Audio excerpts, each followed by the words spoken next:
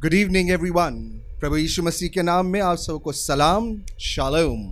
मैं पास्टर अभिनव पॉल आप सबों का वर्ष 2021 के वेकेशन बाइबल स्कूल में स्वागत करता हूं। परमेश्वर को धन्यवाद देते हैं कि सारी रुकावटों को दूर करते हुए परमेश्वर ने हमें टेक्नोलॉजी का यह माध्यम दिया है, जिसके माध्यम से हम आप बच्चों तक और जवानों तक परमेश्वर की अद्भुत बातों को लेकर के और जीवन में हमें शांति से, हमें विक्ट्री से भरने वाली बातों को लेकर के आज एक बार फिर से उपस्थित हो पाए हैं। साल 2021 के हमारे इस VBS में हम आपका स्वागत करते हैं। मैं जानता हूं हम सब थोड़े से डिस्टर्ब्ड हैं इस साल, हम थोड़े से घबराए हुए हैं, लेकिन याद रखिए प्रभु यीशु मसीह ने कहा माफ़ करिएगा, परमेश्वर के वचन में लिखा हुआ है, मत डर, इधर उधर मत ताक, मैं तेरा परमेश्वर यहोवा हूँ। आइए हम अपना मन प्रार्थना में लगाएंगे और हमारे लिए प्रार्थना में अगुवाई मिस्टर आशीष भरोस करेंगे। हम सभी दुआ करेंगे। हे मान जीते सामर्थी पिता परमेश्वर, एक बार फिर से हम आपकी नज़दीकी में आते पिता, आपको दिल से धन्यवाद देते पिता, हर एक आशीषों के लिए, हर एक बातों के लिए जो आपने हमारी लाइफ में किया पिता, जिसकी हमने एक्सपेक्ट भी नहीं की थी पिता। हर एक बातों के धन्यवाद पिता, जहाँ आज हम जीवित हैं पिता और सुरक्षित है पिता, आपके द्वारा हैं पिता। हर एक बातों के धन्यवाद पिता। विनती और प्रार्थना करता हूँ पिता, विशेषकर इस VBS की आराधना के लिए, इस जो VBS की आराधना चालू हुई है पिता, आप इस पर अपना आशीर्वाद रखें ताकि यह सक्सेसफुल होने वाला हो सके पिता। और जो लोग भी आपके वचन से जो भी सीखते हैं पिता, उससे अपने जीवन में अमल करना हो सकता है, सहायता मदद करिए। ज़्यादा से ज़्यादा लोग आपको जानना हो सकते पिता, आपको महिमा स्तुति करना हो सके और स्वर्ग के राष्ट्र के लिए तैयारी करना हो सकता है, सहायता मदद करिए। हम जो भी आज वचन से सीखते हैं पिता, अपने लाइफ में अमल करना हो सके पिता और लोगों को भी सिखाना हो सके पिता, सहायता मदद करिए। जो भी हम आपकी आराधना करते हैं पिता, आपको ग्रहण योग्य होने पाए पिता, सहायता मदद करिए। विनती और प्रार्थना तो पिता, विशेषकर इस महामारी के लिए पिता, आप इस महामारी पर अपना आशीर्वाद रखिए पिता। ये जल्द से जल्द होने दीजिए पिता, या महामारी जल्द से इस दुनिया से दूर होने वाले पिता, ताकि सभी अपने कार्य को वापस करने वाले पिता। और जितने लोग भी इस महामारी के कारण जितने लोग भी बीमार हैं पिता, आप उनको भी ठीक करिए पिता, आप चंगा करने वाले ईश्वर हैं पिता, आप सभी को चंगा करिए ताकि सभी लोग चंगे होने वाले पिता और एक गवाही का कारण ठहरने वाले पिता, ताकि कि आपने कैसे चंगा किया पिता, सहायता मदद करिए। आगे के हर एक कार्य को, हर एक बातों को आपके हाथ में सौंपते हुए प्रार्थना यीशु कृष्ण के मधुर मीठे नाम से मांगते हैं, जैसे सुनिए और ग्रहण कीजिए, आमीन। अब समय है कि हम परमेश्वर की स्तुति और आराधना करें। और ये स्तुति आराधना हम कैसे करते हैं? लूज ऐसे उदास होकर के नहीं, परंतु आनंद के साथ में। और जवान जब आनंद करते हैं तो वो नाचते हैं, गाते हैं और परमेश्वर की आराधना करते हैं। तो आइए आज परमेश्वर की स्तुति कुछ एक्शन सॉन्ग्स के साथ में हम करेंगे और इसमें हमारी सहायता कर रहे हैं आज चर्च ऑफ क्राइस्ट कुरुडन के सना पॉल और उनकी बहन शाइनी पॉल। हम उनका धन्यवाद करते हैं कि उन्होंने हमारे नेवते को स्वीकार किया और हमारे संग प्रेज एंड वर्शिप के लिए वो आज आए हुए हैं। तो आइए परमेश्वर की स्तुति इन एक्शन सॉन्ग्स के साथ करेंगे।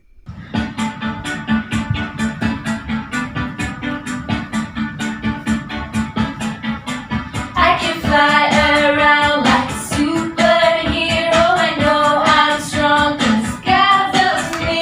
I can march on forward every day and not be afraid 'cause God's with me. 1, 2, 3, 4, 5, 6, 7 days a week. I can count on God.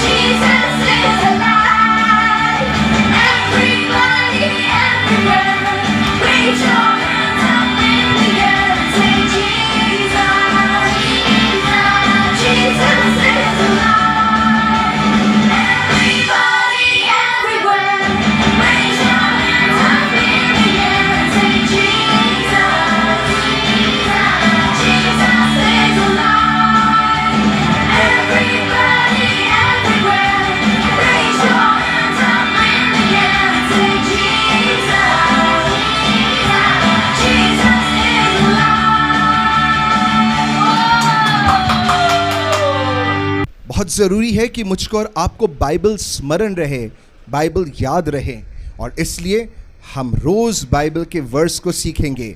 और आज हमें बाइबल वर्स को सिखाने में सहायता कर रही हैं मिसेस रीमा मसीह। तो आइए सीखते हैं आज का बाइबल वर्स। प्रभु यीशु मसीह के प्रिय नाम में आप सभी को जय मसीह की। वर्स ऑफ द डे के लिए हमने लिया है यशायाह 41 और उसका 10। मत डर क्योंकि मैं तेरे संग हूँ, इधर उधर मत ताक क्योंकि मैं ही तेरा परमेश्वर हूँ।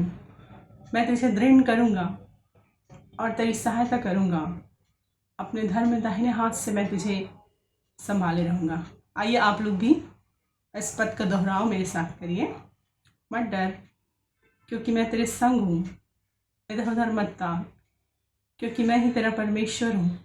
मैं तुझे दृढ़ करूँगा और तेरी सहायता करूँगा, अपने धर्म में दाहिने हाथ से मैं तुझे संभाले रहूँगा। सचमुच में हमें इस विषम परिस्थिति में कहीं नहीं देखना है, केवल परमेश्वर की ओर देखना है, क्योंकि वो संकट में अति सहज से मिलने वाले सहायक हैं। और बाइबल में 365 बार भी लिखा है कि मत डर। तो हमें बिल्कुल नहीं डरना है। परमेश्वर हम सभी को इस वचन के माध्यम से आशीष दे। बाइबल वर्स आप लोग को याद हो गया। अब चलते हैं आगे और आज आप सुनते हैं कहानी नहीं परंतु घटनाएं। और आज की घटना में हमारी सहायता फिर से कर रही हैं ज्योत्सना आंटी, मेरी मम्मा लेकिन आप लोगों की आंटी। तो आइए आज की कहानी सुनते हैं जो कि है सुलेमान के बारे में। एक बार फिर से प्यारे बच्चों को प्रभु यीशु मसीह के प्रिय और मीठे नाम में नमस्कार। मैं ज्योत्सना आंटी एक बार फिर से आप सबों के पास DVBS में घटनाओं को लेकर जो बाइबल में है उसे लेकर आपके पास आई हूँ। पिछले वर्ष हमने कहा पे सीखा था, प्रभु यीशु मसीह के दृष्टांतों पर और चंगाइयों को देखा था। लेकिन इस वर्ष हम राजाओं के बारे में पुराने नियम से हम घटनाओं को देखने की कोशिश करेंगे। और आज एक राजा के बारे में हम घटना देखेंगे। सबसे पहला इज़राइल का राजा कौन हुआ? शाऊल। उसके बाद दाऊद। और सबसे बुद्धिमान राजा कौन था? सुलेमान। आज हम सुलेमान को देखते हैं कि कैसे उसे बुद्धि मिली और कैसे वो न्याय किया करता था। उसके बाद हम आगे देखेंगे, ठीक है? अपनी माता बशशेबा की सहायता से सुलेमान अपने पिताजी के सिंहासन का उत्तराधिकारी बना। सुलेमान ने राजा बनने के बाद अपने शत्रुओं को मार दिया और शक्तिशाली बना।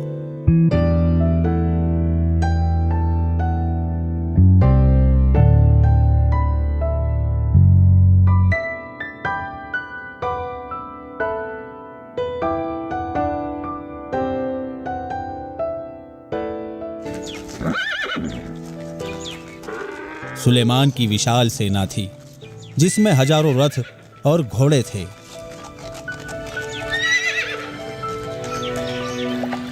सुलेमान के पास बहुत सारे जहाज थे।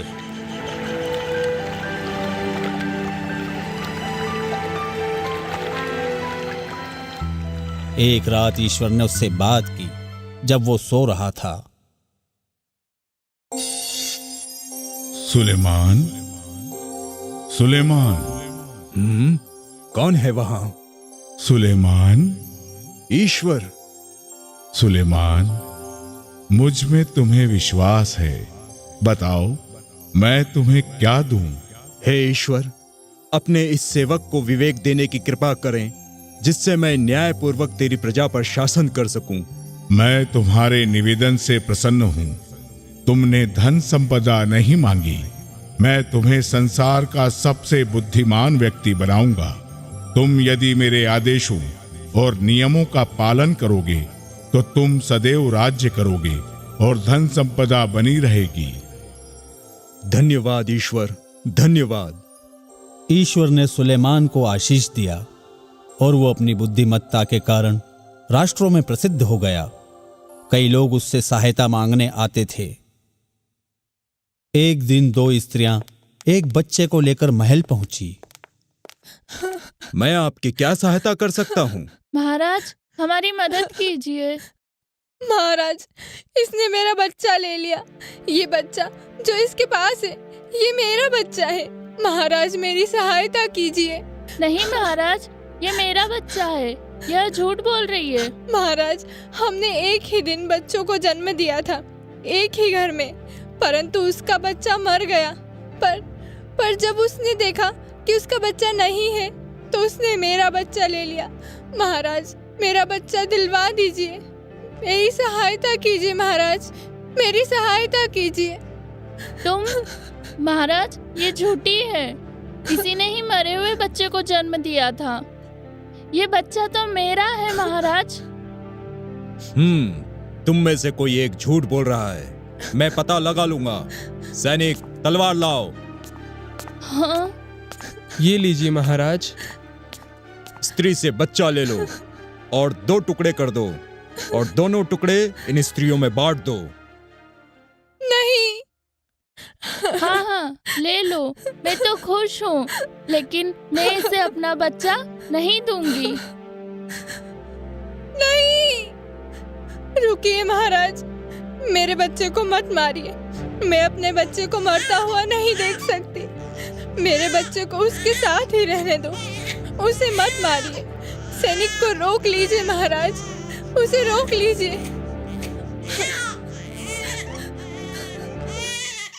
हाँ, अब हम जानते हैं कि उसकी असली माता कौन है। वो उसकी सच्ची माता है, क्योंकि कोई भी माता अपने से अपने बच्चे को अधिक प्रेम करती है। सैनिक, उसे बच्चा दे दो, दूसरी स्त्री को जेल में डाल दो। नहीं, मुझे माफ करिए। धन्यवाद महाराज, आपका बहुत बहुत धन्यवाद। इसी तरह कई लोग सुलेमान के पास न्याय के लिए आते थे। तो तुमने आज घटना देखी राजा सुलेमान की, है ना? और उसमें क्या देखा है कि उसने परमेश्वर से क्या मांगा? धन और शोहरत मांगी क्या? प्रतिष्ठा मांगी क्या? नहीं। जब परमेश्वर ने कहा तुझे मुंह मांगा वरदान दूंगा, तो उसने क्या मांगा? बुद्धि मांगा। बच्चों, आज जीवन में जिसके पास बुद्धि है उसके पास सब कुछ है, क्योंकि बुद्धि क्या है? स्वयं प्रभु यीशु मसीह है ना? जो जगत के उत्पत्ति से परमेश्वर के साथ थी, वो बुद्धि हमको क्या करना है? मांगना है। लेकिन आज बहुत दुख लगता है जब हम देखते हैं कि ऑनलाइन तुम लोगों की एग्ज़ाम हो रहा है। बच्चे तो बड़े खुश हो जाते हैं, हमारा तो ऑनलाइन एग्ज़ाम है, ठीक है, बहुत अच्छे नंबर मिल रहे हैं सबको, सब फर्स्ट डिवीजन पास हो रहे हो, है ना भाई? लेकिन सच में परमेश्वर के सामने अपने आप को उपस्थित जानकर इस बात की घोषणा क्या तुम कर सकते हो कि जितने नंबर तुम्हें मिले हैं ऐसी बुद्धि तुम्हारी है और उसके योग्य तुम थे? नहीं। लेकिन इसके लिए भी हम क्या कर सकते हैं? प्रयास कर सकते हैं। और कैसा प्रयास? कि परमेश्वर जो है अपने वचन में कहता है कि यदि यत्न से भोर को उठकर तुम बुद्धि मांगोगे तो बुद्धि तुमको मिलेगी। लेकिन हम क्या करते हैं? रात में देर से सोते हैं और सुबह क्या होते हैं? देर से उठते हैं। तो जब परमेश्वर के वचन के अनुसार काम नहीं करोगे तो बुद्धि कहाँ से मिलेगी, है ना? तो सुबह जल्दी उठने का प्रयास करो और कोशिश ये करो कि भले ऑनलाइन एग्ज़ाम हो रहा है, सब कुछ हो रहा है, लेकिन परमेश्वर के प्रति ईमानदारी रखो कि पढ़ाई तो करो, जितनी पढ़ाई कर सकते हो उतने ज्ञान और बुद्धि लेने की आवश्यकता जो तुम्हें है उसे परमेश्वर से मांगो। क्योंकि याकूब की पत्री में परमेश्वर क्या कहता है? जिसके पास बुद्धि नहीं है वो भी क्या करे? यदि प्रार्थना में परमेश्वर से बुद्धि को मांगता है तो परमेश्वर क्या करता है? उसको बुद्धि देता है और बिना उलाहना दिए देता है। मांग कर तो देखो, वो कहता है मांगो तो तुम्हें मिलेगा, लेकिन हम मांगते ही नहीं। तो कोशिश करें आज की कहानी को, जैसा हमने देखा, जिस घटना को हमने देखा जो सच्ची घटना है, ऐतिहासिक सत्य है, और उसको देखकर यदि तुम भी अपने जीवन में धन को प्राप्त करना चाहते हो, ऊंचे पदों पर आसीन होना चाहते हो, प्रतिष्ठा पाना चाहते हो, महिमा पाना चाहते हो, तो तुम्हें किस चीज़ की आवश्यकता है? सिर्फ और सिर्फ एक चीज़ की, और वो है बुद्धि। और बुद्धि देने वाला कौन है? हमारा परमेश्वर है। परंतु उसके लिए मुझे और आपको क्या करना पड़ेगा? प्रयास करना पड़ेगा। क्योंकि परमेश्वर क्योंकि ऐसा कहा जाता है कि जो स्वयं अपनी सहायता करते हैं उसकी सहायता कौन करता है? परमेश्वर भी करता है। तो मुझे और आपको सुलेमान के समान परमेश्वर चाहता है कि हम भी क्या हो? बुद्धिमान हो। और इसके लिए हमको यत्न से भोर को उठकर परमेश्वर से विनती करके उसके वचन को पढ़ के उससे क्या करना चाहिए? बुद्धि को मांगना चाहिए। कल मिलते हैं, बाय। बुद्धि के विषय में मैंने और आपने सीखा, लेकिन बुद्धि कब बढ़ेगी? बुद्धि तभी बढ़ेगी जब हम क्या करेंगे? परमेश्वर की आज्ञाओं को मानेंगे, तो आज समय है कि हम आज की एक्टिविटी को में जाएं, जो कि है 10 आज्ञाओं को याद करना। तो आइए मिस रश्मि भगत के साथ में हम 10 आज्ञाओं को याद करते हैं। हेलो बच्चे लोग, कैसे हो आप लोग? अच्छे हो ना? चलो आज हम लोग आज्ञा सीखेंगे जो प्रभु यीशु मसीह ने हमें दी है। ठीक है, चलो आप लोग बताइए यीशु मसीह ने हमें कितनी आज्ञा दी है? 10 आज्ञा दी है। ठीक है, उनमें से सबसे पहली आज्ञा कौन सी है? तुम मुझे छोड़ दूसरों को ईश्वर करके ना मानना। फिर से बोलो, तुम मुझे छोड़ दूसरों को ईश्वर करके ना मानना। दूसरी आज्ञा क्या है? तू अपने लिए कोई मूर्ति खोदकर ना बनाना।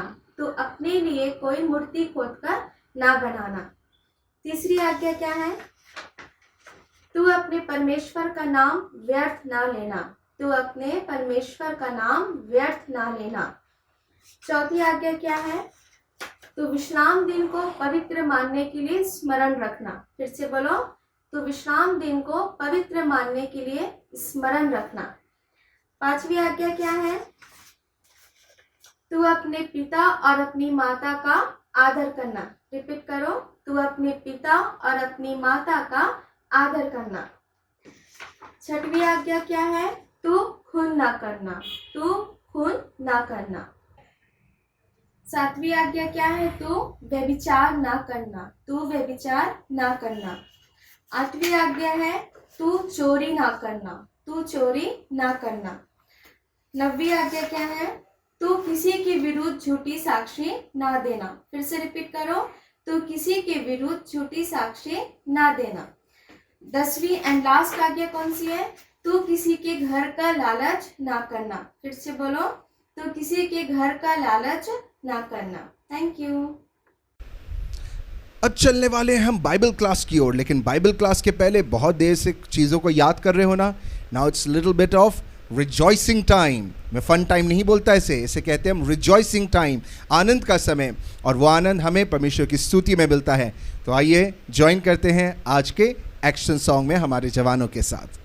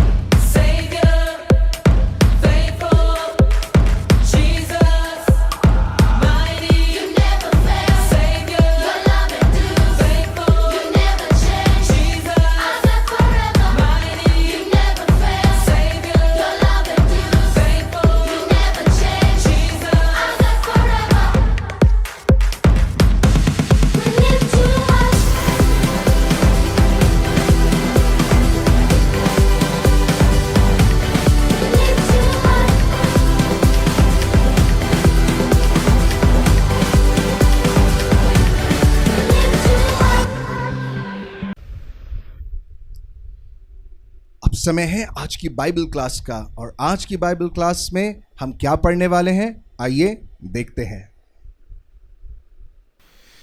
सो बच्चों, आज की क्लास के लिए हम तैयार होते हैं।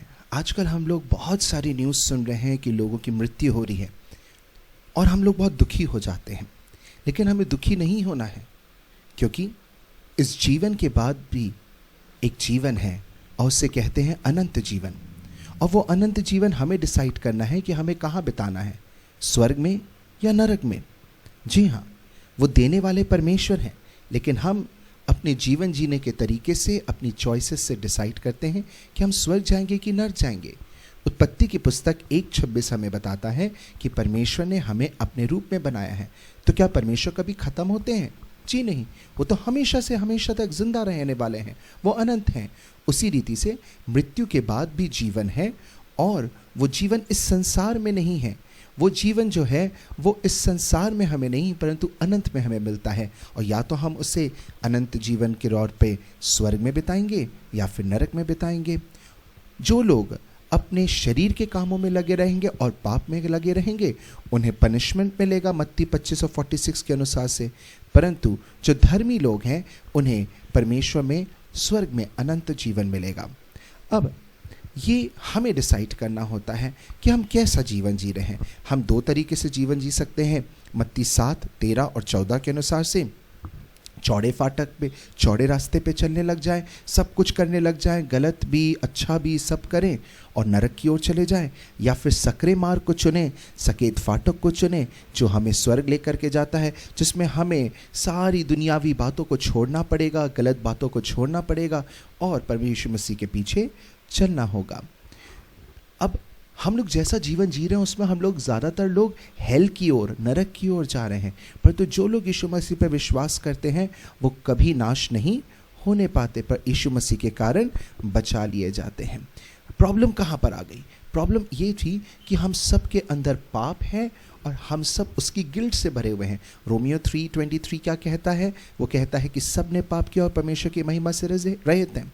और जो पाप हम करते हैं वो क्या क्या है? झूठ बोलना, हम लोग गंदी गंदी पिक्चरें देखते हैं, हम मम्मी पापा से झूठ बोलते हैं, हम अपनी लाइफ में हर एक प्रकार के ऐसे काम करते हैं जिसमें हम यीशु मसीह को प्रायोरिटी नहीं देते, परंतु हम अपने आप को प्रायोरिटी देते हैं। तो रोमियो 6:23 बताता है कि इस पाप की सज़ा मृत्यु है, परंतु प्रभु यीशु मसीह के द्वारा परमेश्वर में हमारे लिए अनंत जीवन है। तो हम इस अनंत जीवन में जा सकते हैं और नरक से बच सकते हैं। अब परमेश्वर के बिना ये कर पाना हमारे लिए बहुत ही कठिन है, क्योंकि यीशु मसीह ने कहा था कि धनवानों का स्वर्ग में प्रवेश करना बहुत ही कठिन है। तो चेलों ने पूछा, फिर ये कैसे हो सकता है? प्रभु यीशु ने बताया, ये तुम्हारे द्वारा नहीं हो सकता, लेकिन हर एक बात जो असंभव है वो परमेश्वर के द्वारा हो सकती है। और परमेश्वर ने हमारे लिए किया कि उन्होंने अपने एक लौते पुत्र को हमारे लिए दे दिया, ताकि उस पर विश्वास करके हम बचाए जा सकते हैं। तो ये बचाया जाना कैसे पॉसिबल है? देखिए, कुछ प्रॉब्लम्स हैं, प्रॉब्लम सामने रखते हैं और देखते हैं कि कैसे यीशु मसीह उनका उत्तर बनते हैं, और इसलिए यीशु मसीह पर विश्वास करके ही हम बच सकते हैं। रोमियो की पुस्तक 5 अध्याय उसका 12 पद बताता है कि एक मनुष्य के कारण इस संसार में पाप आया और उस पाप के कारण मृत्यु आई, और वो मृत्यु जो है वो सब में पास ऑन हो गई और सब लोग पाप कर रहे हैं। लेकिन यीशु मसीह ने उसका उत्तर कैसे दिया? हमारे लिए अपनी जान को कुर्बान करके, कि जब हम पापी ही थे तब प्रभु यीशु मसीह हमारे लिए मर गए। अर्थात पाप की सज़ा मृत्यु थी और उस मृत्यु को, उस सज़ा को यीशु मसीह ने हमारे लिए उठा लिया। तो हम क्या हो गए? उस सज़ा से जो हमें पाप की मिलनी थी बच गए। अब आप बोलेंगे यीशु मसीह मर गए तो फिर हम लोग क्यों मरते हैं? जी हाँ, यहाँ पर बात शारीरिक मृत्यु की नहीं परंतु आत्मिक मृत्यु की हो रही है, और उस आत्मिक मृत्यु की सज़ा प्रभु यीशु मसीह ने अपने ऊपर उठा ली थी, और उस मृत्यु की सज़ा को उठा करके वो हमारे लिए नरक तक में गए और वहाँ से जयवंत होकर के वो वापस आए। तभी तो यशायाह की पुस्तक 53:5 बताता है कि वो हमारे लिए क्या करे गए? उन पे लांछन लगे, उनने कोड़े खाए, ताकि हम क्या पाएँ? शांति पाएँ और हम चंगाई पाएँ। अब दूसरी प्रॉब्लम क्या थी? The power of death. अब देखो, पहले था हमारे पापों की सज़ा मिलनी थी, वो यीशु मसीह ने हमारे लिए उठा ली।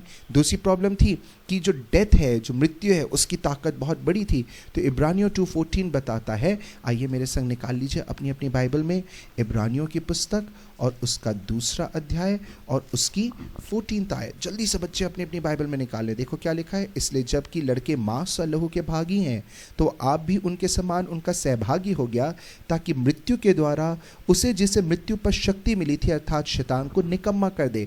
और मृत्यु को हरा करके प्रभु यीशु मसीह ने क्या करा, शैतान को निकम्मा किया। इसी बात को रोमियो की पुस्तक जो है उसके 14 चैप्टर और उसके 9th वर्स में भी बाइबल हमको बताती है। निकालेंगे रोमन्स 14 और उसका 9, लिखा हुआ है, क्योंकि मसीह इसीलिए मरा और जी भी उठा कि वह मरे हुओं और जीवतों दोनों का प्रभु हो। और इस तरीके से मौत को भी प्रभु यीशु मसीह ने जी उठ करके क्या कर दिया, हरा दिया।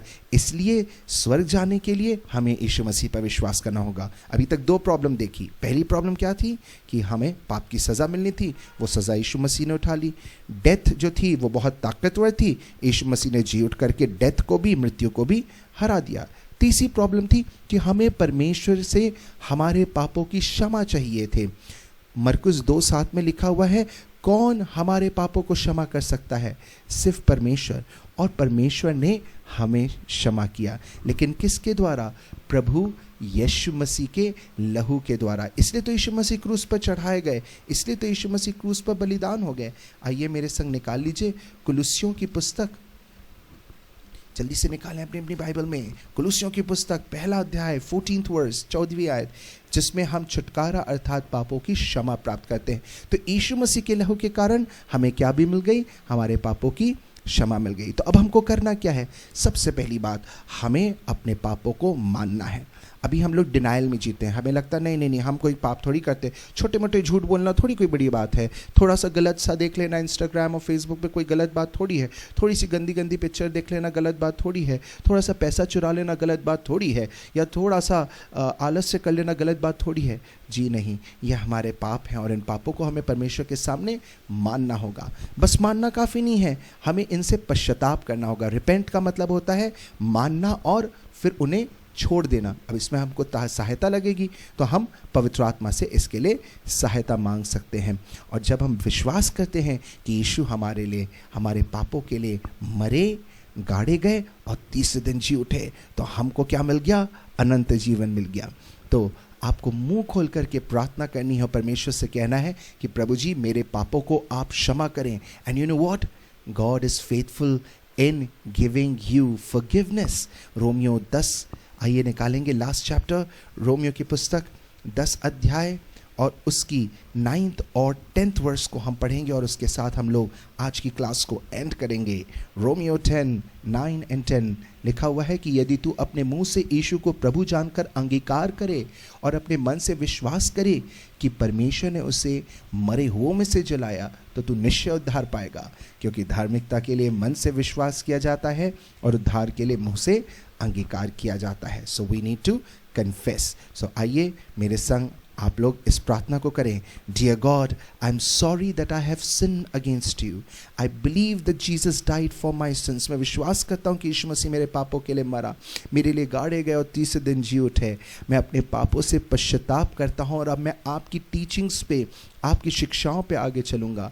प्लीज़ मुझे माफ़ कर दीजिए मेरे पापों के लिए और मुझे यीशु मसीह के नाम में बचा लीजिए। धन्यवाद मेरी आत्मा को बचाने के लिए, यीशु मसीह के नाम में मांगता हूँ, आमीन। मैं बहुत धन्यवाद देना चाहता हूँ संडे स्कूल पीपीटी सर्विसेज को और जेरी वेल्स टीम को, जिनके माध्यम से हमें ये पीपीटी प्राप्त हुई और उसे हम यहाँ आपकी शिक्षा के लिए बांट रहे हैं। So the question is simple, जल्दी से, is life after death? Yes, there is life. And where are we going? We are going to heaven because of Jesus Christ. May God bless you all children. कल मिलते हैं अगली class के साथ। अब हम एंड की ओर आ चुके हैं, लेकिन एंड के पहले एक छोटी सी एक्टिविटी है। अभी इस समय आपको स्क्रीन के ऊपर पे एक फोटो दिखाई दी जा रही है और ये फोटो में कुछ इल्यूजन सा है, कुछ छुपा सा है। यीशु मसीह का चेहरा तो दिख रहा है, लेकिन उस चेहरे के दिखने के साथ साथ बाइबल की कोई एक महत्वपूर्ण यीशु मसीह से जुड़ी घटना दिख रही है। वो क्या है आपको जल्दी से अभी कमेंट करके बताना है। तो कमेंट करिए और बताइए कि आपको कौन सा चित्र इस चित्र के अंदर में छुपा हुआ दिख रहा है। मिल गया आंसर? अब चलिए अगली ओर चलते हैं। अभी आपके स्क्रीन के सामने एक क्वेश्चन आएगा, इस क्वेश्चन को देखिए और इसका उत्तर भी आप कमेंट करिए। यहाँ पे क्वेश्चन पूछा जा रहा है, बाइबल में कितनी पुस्तकें हैं, और ऑप्शंस भी आपके सामने हैं। अब आपको कमेंट करना और बताना है कि टोटल कितनी बुक्स हैं। Thank you very much. आप सबों को धन्यवाद देते हैं आज के VBS में हमारे संग जुड़ने के लिए।